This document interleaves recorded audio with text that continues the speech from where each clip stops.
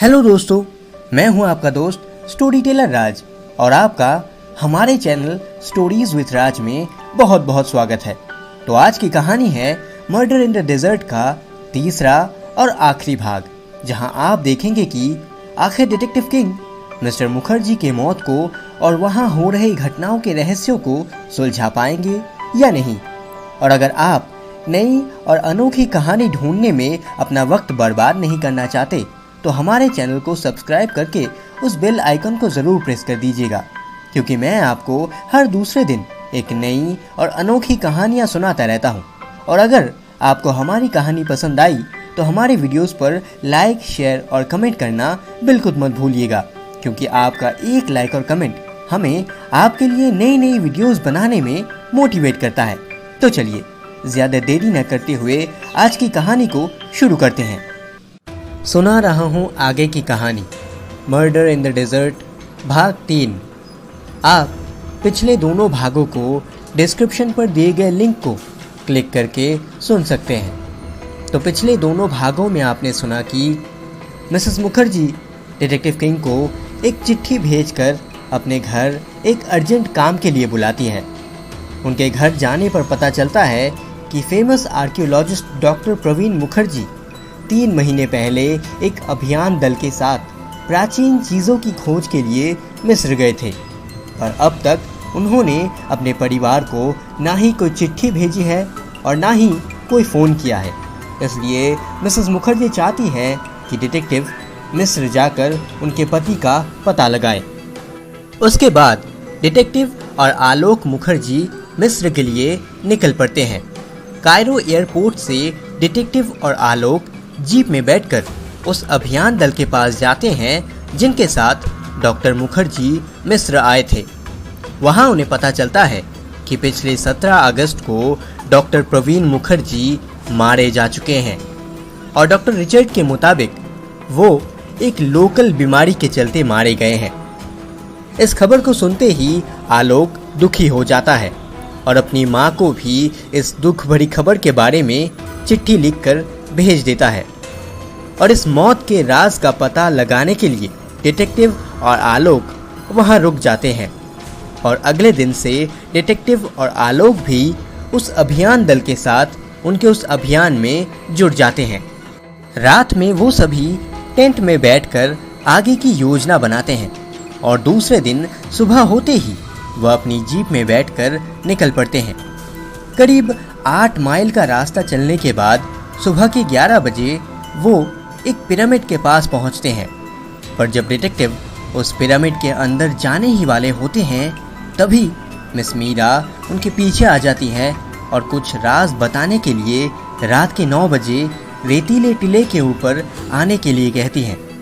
Pyramid के अंदर जाने के बाद वहाँ की सारी चीज़ों को मिस मीरा अपनी डायरी पर नोट कर लेती हैं।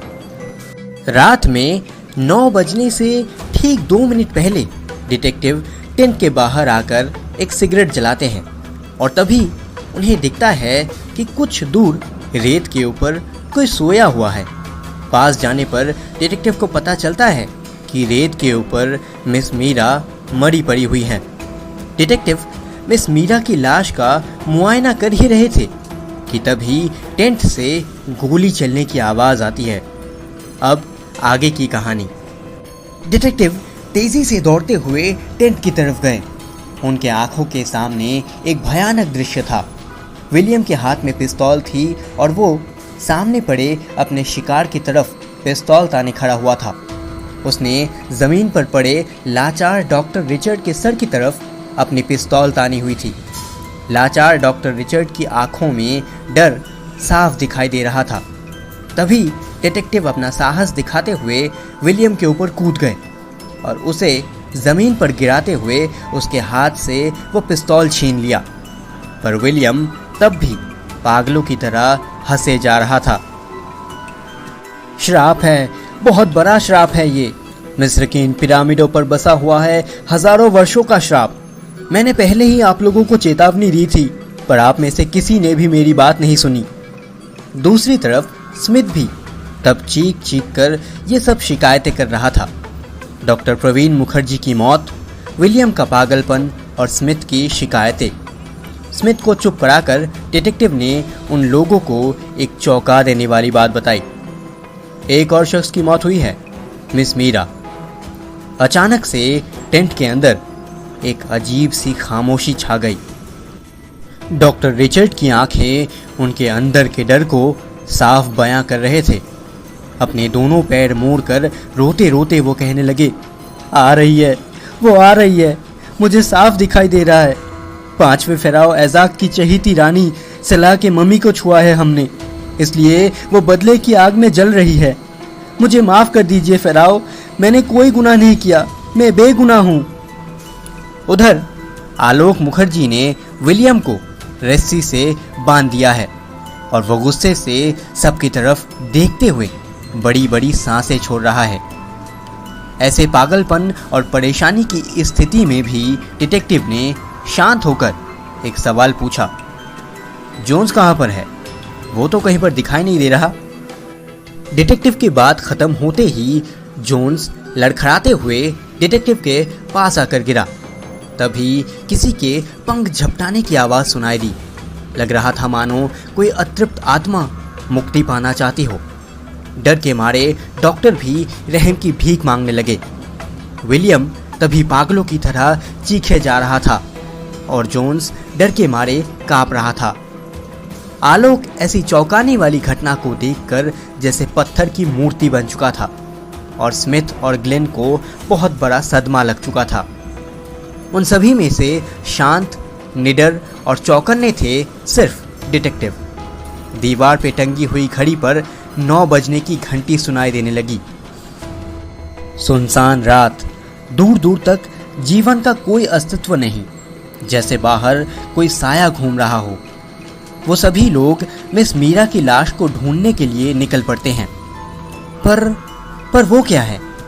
कुछ दूर जाकर डिटेक्टिव को एक जोड़ी जूते मिले और पिरामिड की गलियों पर टायर का निशान साफ दिखाई दे रहा था। इन सारी चीज़ों में ज़रूर कोई रहस्य छुपा हुआ है।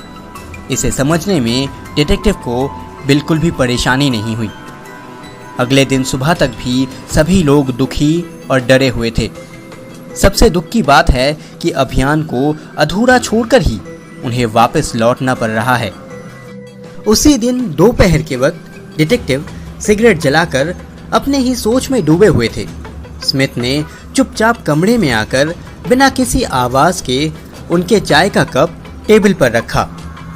आलोक डिटेक्टिव के पास ही बैठा हुआ था। स्मिथ ने एक दूसरा चाय का कप आलोक के हाथ में दिया। आलोक अपने कप से बस चाय पीने ही जा रहा था कि तभी डिटेक्टिव ने उसे चाय पीने से रोककर डॉक्टर रिचर्ड को कहा, तीसरा खून करना क्या सच में इतना ज़रूरी है डॉक्टर रिचर्ड? ये सुनकर डॉक्टर रिचर्ड जैसे चौंक उठे। इसके आगे क्या होने वाला है इसके बारे में पहले से ही सोचकर वो जैसे चौकन्ने हो गए। डॉक्टर रिचर्ड वहां से भागने की कोशिश करते ही डिटेक्टिव ने कहा, भागने से कोई फ़ायदा नहीं है डॉक्टर रिचर्ड, आप पकड़े जा चुके हैं। उसके बाद बिना किसी रोक टोक के वहां की लोकल पुलिस ने अपना काम पूरा किया। सारे पुलिस चले जाने के बाद डिटेक्टिव आलोक को सब कुछ खुलकर कहने लगे। डॉक्टर रिचर्ड को खून के इल्जाम में क्यों गिरफ्तार किया गया है, इसी का जवाब दे रहे थे डिटेक्टिव। और उनके साथी के रूप में पकड़ा गया है विलियम, और दूसरी तरफ जोन्स, स्मिथ और ग्लेन को रखा हुआ है शक के दायरे से बाहर। अब दुख और दर्द के साथ घर वापस लौटने की बारी। सबसे ज़्यादा दुख था आलोक मुखर्जी का, क्योंकि उसके पिता की मौत किसी हादसे में नहीं हुई, बल्कि उनका खून किया गया था। ट्रेन चलने लगा शहर से कायरो की तरफ। डिटेक्टिव तब भी कहे जा रहे थे, मुझे पहले से ही पता चल गया था कि डॉक्टर मुखर्जी की मौत कोई आम मौत नहीं थी। ज़रूर कोई राज छुपा हुआ है इस मौत के पीछे। दरअसल डॉक्टर रिचर्ड चाहते थे कि इस खोज का सारा श्रेय सिर्फ उनको मिले। बहुत सारे पैसों का लालच दिखाकर दल के सदस्यों को खरीद लिया गया था। सिर्फ मिस मीरा और ग्लेन, ये दोनों ही इन चीज़ों के बाहर थे। उन लोगों ने लालची डॉक्टर रिचर्ड से हाथ मिलाने से मना कर दिया था। डॉक्टर मुखर्जी को खाने में बहुत ही खतरनाक जहर देकर डॉक्टर रिचर्ड ने उनका खून किया था। वो जहर मिलाया गया था उनके कॉफ़ी के अंदर और उनकी लाश को ठिकाने लगाया गया रेत में दफनाकर। इस कत्ल के बारे में जानती थी मिस मीरा और यही बात वो मुझे बताना चाहती थी पिछली रात को ठीक 9 बजे। और विलियम को इस बात का पता चलते ही उसने डॉक्टर रिचर्ड को ये बात बता दी थी। इसलिए मिस मीरा को भी ठीक उसी तरह जहर खिलाकर उनका कत्ल कर दिया गया। पिछली रात को 8:30 बजे स्मिथ ने मिस मीरा को कॉफ़ी पीने के लिए दिया था और उसी कॉफ़ी में जहर मिलाया गया था। इसीलिए जहर का कड़वा स्वाद वो समझ नहीं पाई। जहर पीने के 5 मिनट तक वो जिंदा थी और इस चाल को मैं पकड़ ना लूँ, इसीलिए विलियम से पागल बनने का नाटक कराया गया। और इसी दौरान जोन्स मीरा की लाश को छुपाने का काम कर रहा था और ये काम उसने किया है उन लोकल मजदूरों के साथ मिलकर। और बाद में मीरा की लाश की खोज मिलती है उस जगह से 12 माइल दूर एक घने जंगल में। बहुत ही चालाकी से एक नाटक सजाया गया था ताकि आप सबको लगे कि मीरा की मौत किसी अलौकिक कारणों की वजह से हुआ है। आज सुबह चाय के साथ मुझे और तुम्हें भी वही जहर दिया गया था। डॉक्टर रिचर्ड अपने रास्ते का आखिरी कांटा भी दूर करना चाहते थे, पर बेचारे डॉक्टर रिचर्ड मुझे धोखा नहीं दे पाए। इतना कह के डिटेक्टिव चुप हो गए।